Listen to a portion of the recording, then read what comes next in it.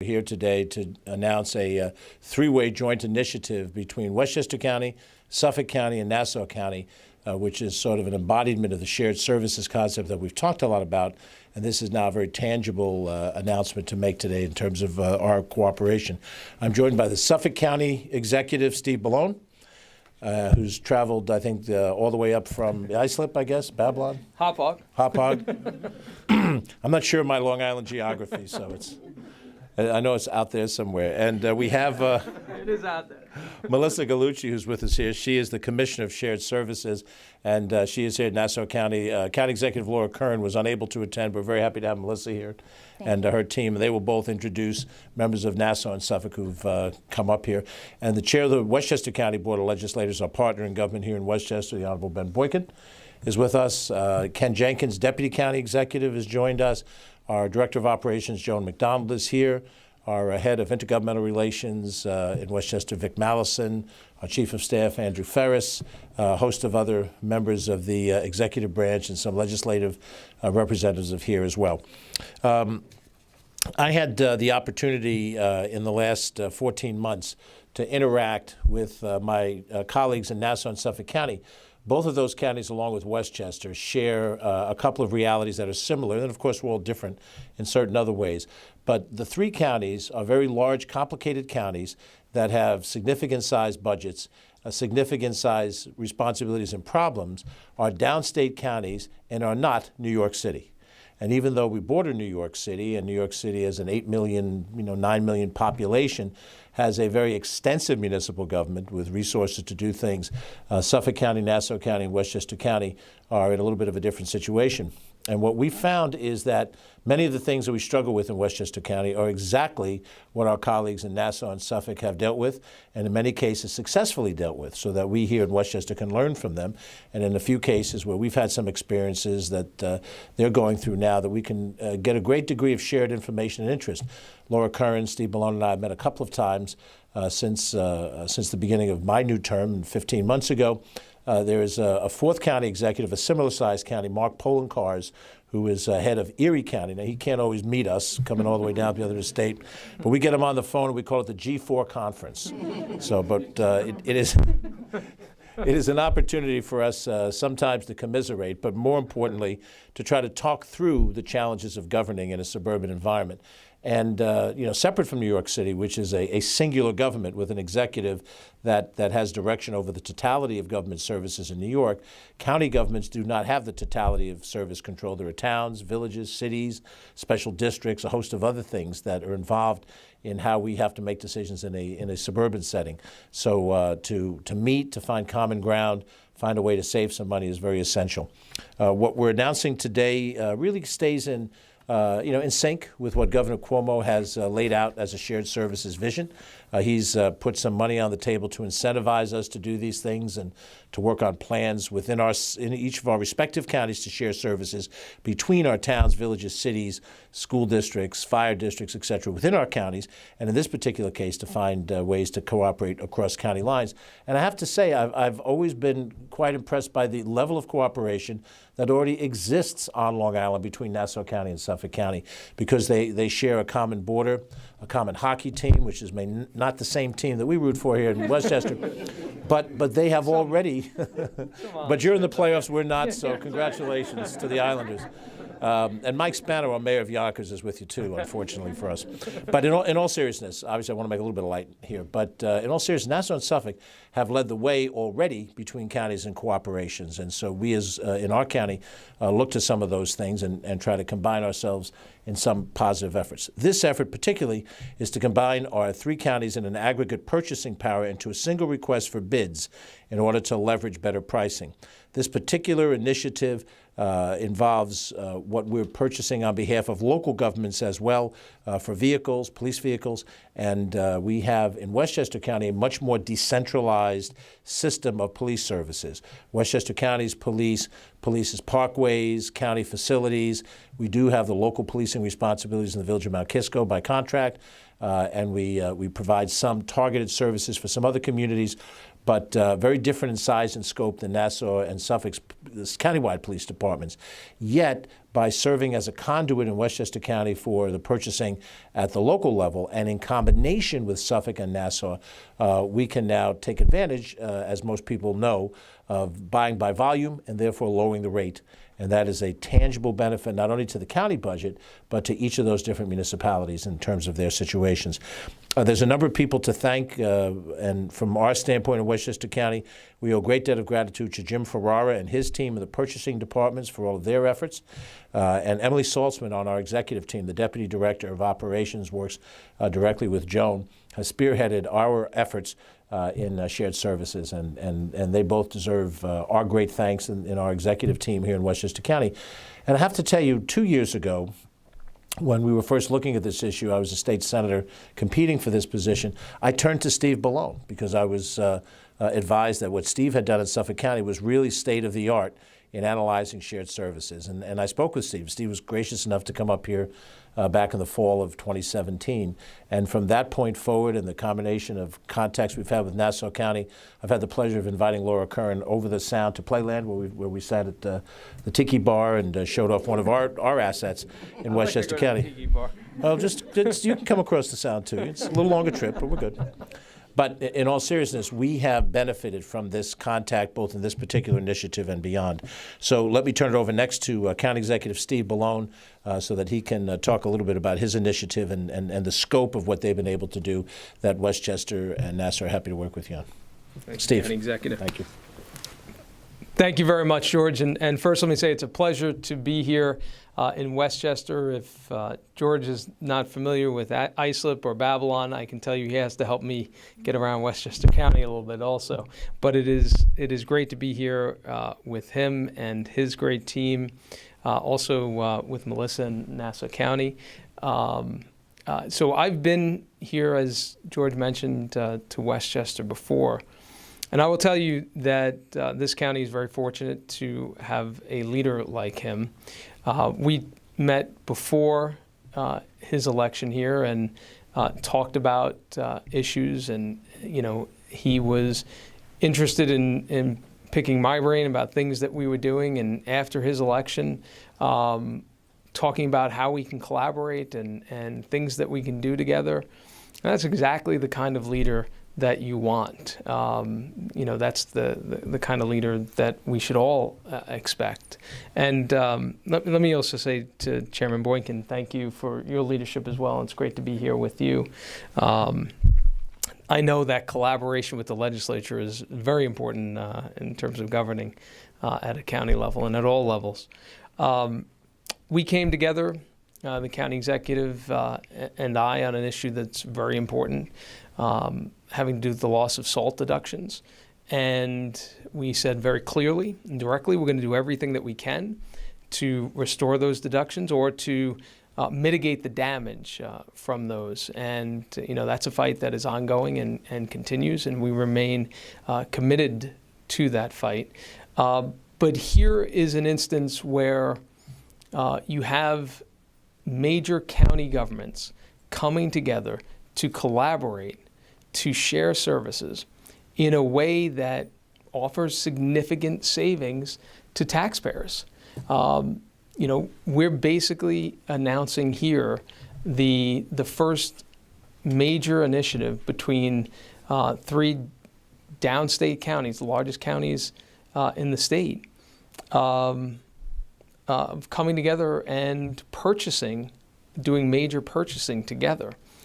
And you wonder, why is this the first time that that's happened in a big way? Certainly a lot of credit needs to go to Governor Cuomo, who put forward the shared services initiative and really was the catalyst for getting governments to be communicating and working together. But, we've all done shared services before, but not to this level. And the reason why it doesn't happen is it is simply easier to operate in silos. It is easier to go about doing your own business and, not worrying about doing what other people are doing. So I want to say a big thank you to the team here in Westchester, same thing in Nassau County, to the hardworking men and women, staff members in this government.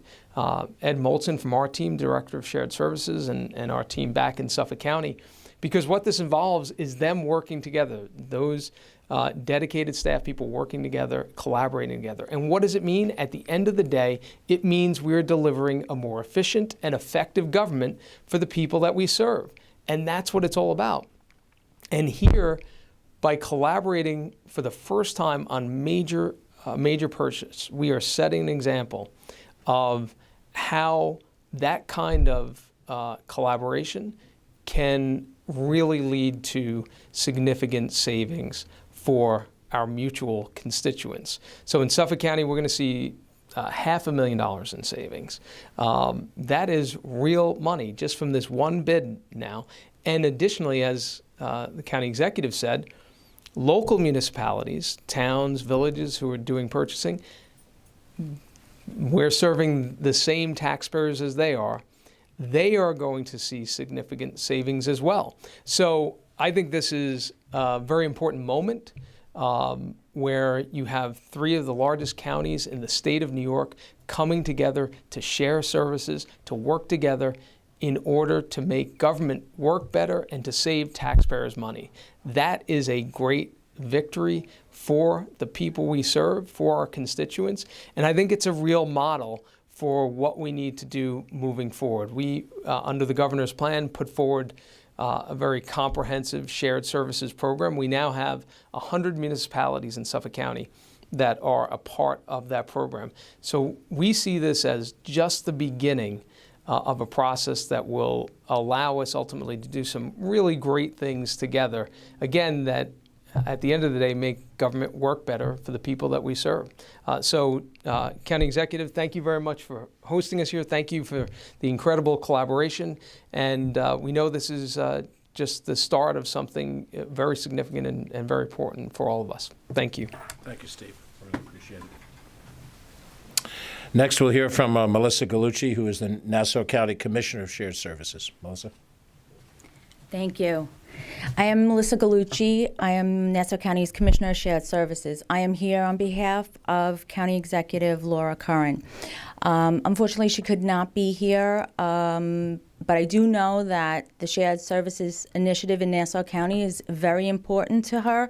So I just want to thank County Executives Bellone and Latimer for engaging in the successful joint procurement bid for law enforcement vehicles that will save us all money while improving public safety for our residents. As mentioned, this cooperative effort was the first such effort between the three counties. We expect it will set the stage for additional shared services between the counties in a variety of different areas. We look forward to continuing to work to pursue innovative and collaborative solutions like these whenever possible, and exploring new avenues that will help reduce the burdens faced by Nassau County taxpayers without cutting essential services. We estimate that we will be purchasing around 110 vehicles. Approximately 81 will be for Nassau County, and 30 will be for its municipalities. We had approximately 15 village police departments express interest in buying off this bid as well. The purchases will be largely for 2020 Ford Police Interceptors, and we anticipate approximately 15% off the base vehicle and around 46% off the aftermarket items. The savings will run between 15% to 27% off the MSRP, depending on the models ordered. And we're currently in the process of communicating our aftermarket items, the requirements to the vendor, so that we can determine the exact savings that we have. So we anticipate, additional savings from the aftermarket once we have all that information. Nassau County looks forward to working with Westchester and Suffolk for continued shared services, innovative ideas, and I thank them for including us in this, and I'd like to thank my staff at Nassau County and Suffolk County's shared services staff, and also Westchester. Thank you for hosting this, and thank you very much. Thank you, Melissa. Okay. Thank you very much. Thank you. Thank you. Our last speaker will be the chair of the Westchester County Board of Legislators, the Honorable Ben Boykin. Ben? Thank you, County Executive Latimer, and to Nassau and Suffolk and Westchester. You know, this is a momentous occasion. This is a big announcement. You know, we could continue to go about things as we've been doing in the past, but the past is not the future. This is an innovative, creative way to save taxpayers' money. And this is just the beginning of future opportunities that we're going to have to work together. You know, it's easy to say, well, that's how we didn't do it that way in the past. Put the past aside and think about the future. Think about our taxpayers and what this means. To be able to save hundreds of thousands of dollars, combined over $1 million. This is big. Now, you know, we could buy off the state contract, but by combining the 3 counties together and going to bid, we save the money. We save taxpayers. And we know that all taxpayers are screened at this point in time. So we in government have to look for ways to be able to be more effective and more efficient in what we do. And as someone who comes from the business world as a business executive, I know each and every day I was on the profit motive. While government isn't in profit, we have to think differently and we must act differently. And this begins the process today for these 3 counties with this. And many of you know that when I served on the White Plains Common Council, I helped set up one of the first shared services in the county of Westchester, when the city of White Plains worked with the school district and with the city serviced and purchased school district vehicles, saving at that point in time the school district about $150,000 a year, and that has grown over time. So I have been there many, many years thinking, how do we move forward with shared services? And now to have the 3 largest counties outside of New York City and outside of that working together on this wonderful strategic opportunity is fantastic. And I'm so pleased that the Purchasing Department, the Shared Services Committee were able to come together and work together. Because that is not easy.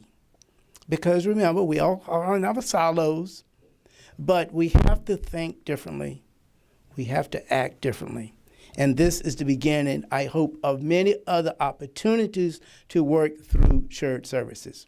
So thank you. And the legislative body of Westchester County is very much supportive of this, saving taxpayers' money and being able to work together for the better good. Thank you. Thank you, Ben. Thank you very much. So just to wrap up before we take any questions, this story has a couple of different levels to it. And in the most simplest level, this is about a combination of governments going out to purchase in the vicinity of 200 police vehicles, and by doing so, we pool our resources in a way that allows us to get a lower price and save money for each of our jurisdictions.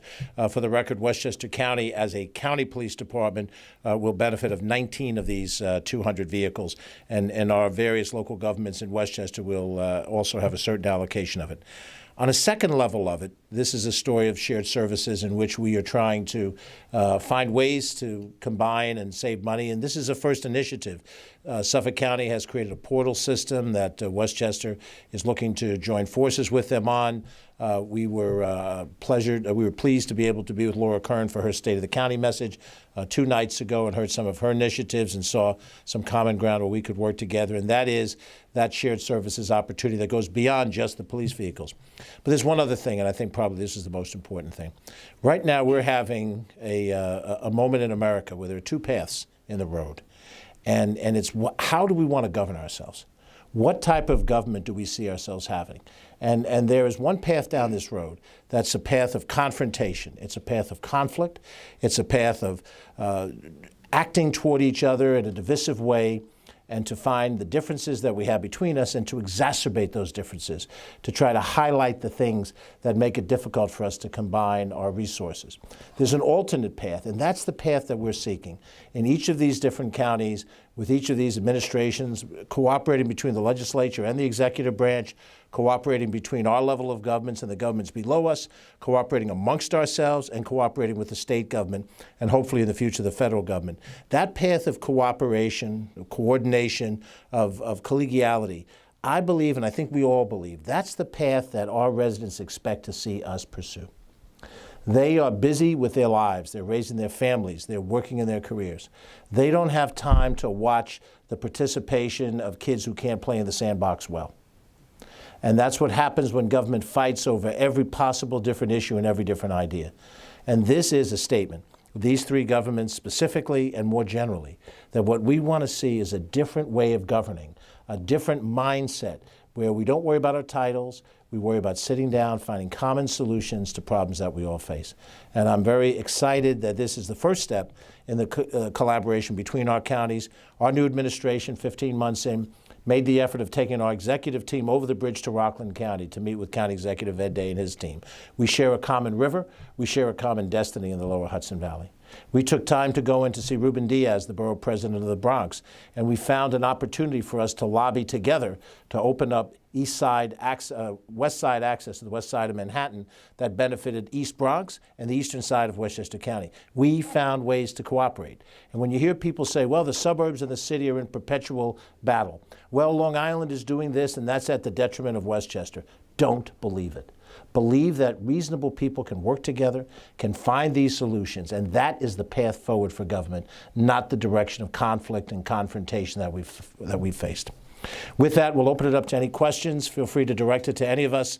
We'll be happy to do the best we can. Just buttoning up some details real quick. I heard number of vehicles for Westchester, 19. Nassau was either 100 or 110. 110. 110. Well, What's the 81 for, suffix? 81 for the county. 64 is the exact number. And at this point, it's just vehicles, not, say, vests or weaponry or anything like that? No, this is specifically a bid on police vehicles. And I know that you, Mr. Bellone, threw out a savings number of 500,000. Could the two of you both throw out a savings number as well? We don't have a calculated number. What we will do is get your fact sheet. If you want to follow up on it, Catherine Chaffee will make sure that she gets to you, hopefully before the end of business day, so you can look at hard numbers. And then those numbers, when you add them up, the 19 was Westchester County's PD. Okay. There are other numbers from Westchester municipalities that are part of this, and we'll break all of that down for you. And in addition to the 500,000, we're estimating around $100,000 for some of the other municipalities who will be purchasing police vehicles in Suffolk County. And I think it's safe to say we're looking at over $1 million in taxpayer savings overall between different municipalities will be able to benefit from the bid. If we can get a more exact number, but I think you're very safe to say that. That's all three counties? All three counties, yeah. Just so I can understand, so is there anything that, besides saving money, which is amazing, is because we're dealing with police cars, should this have anything to do with policing and upgrading policing, or is it just about kind of saving money right now? Well, one of the things that's important, I think, that all of our counties face and all the municipalities face is infrastructure costs. And infrastructure is not only physical roadways and bridges, but it's also the infrastructure that we use to do our jobs every day. And to maintain a modern police fleet, as Melissa talked about, the aftermarket things that make the vehicles function at a much higher level than just buying a regular car, as you can imagine, Allie. And what we're also looking at as well is the fuel efficiency. We have high-performance vehicles. They have to have the capacity to have high-performance speed at a moment's notice. So they tend to have bigger engines than the average passenger car would be. And, we're not fueling them with electricity quite the way we would our standard fleet. But we're looking in the next round and grade of buying these things that if we're saving money, we're able to buy a better quality vehicle that can last us longer. And so there's a savings, but there's also a performance benefit. And if we're putting a police officer out on patrol and they're involved in some interaction, we want that vehicle to work at the top level of performance. We don't want a vehicle that won't perform at the moment's notice. That could be the difference of life or death, or protecting somebody or not protecting somebody. So it is savings, but it's also performance of the vehicle and allowing the police performance to be at the highest level possible. And then also one other follow-up is, how long, is this a one-time purchase, 200 vehicles, or will we do this next year, or how long do we see this going on? I mean, each county is a little bit different. What's the frequency by which you usually go to the market? We on usually these do things? once a year, so this is a year bid. I think what we're saying here today, too, is this is the start of something that I think we're going to look to expand upon in other areas. Because we purchase things and we do things, on a regular basis that have always been done just within our own government. But because we've had this collaboration, we've had this communication, and have really made an effort to try to find opportunities to work together in this shared services initiative, in this first instance, we are seeing over $1 million in savings ultimately across the 3 counties. That's just one bid, one effort, and I'll emphasize again, it's not an easy thing to do because it involves a lot of work, changing things. Each municipality has its own interest, its own type of vehicle, different kind of bids that we have. So what this involves is everybody having to come together and work out all of those details. But what we're demonstrating here today, when we're willing to do that, and you have a county executive in Westchester County and a county executive in Nassau County and here in Suffolk County, who are willing to commit to doing that work, the benefits can be extraordinary. And I think that's what we're seeing here. Shifting public safety gears just a little bit, Mr. Bellone, you and your Nassau County counterpart recently said you hope to opt out of marijuana. I was hoping you could just explain for the benefit of our cameras your position a little bit and say if you still expect to see marijuana tax dollars. And Mr. Latimer, I wonder if you could elaborate on your position a little bit as well. Sure. So, look, there's a lot more that needs to be determined at a state level. We don't know exactly what's going to happen. We don't know exactly what direction the state ultimately is going to go in. For us in Suffolk County, right now what we're saying is we're going to look to opt out. We're going to have a sunset clause in there.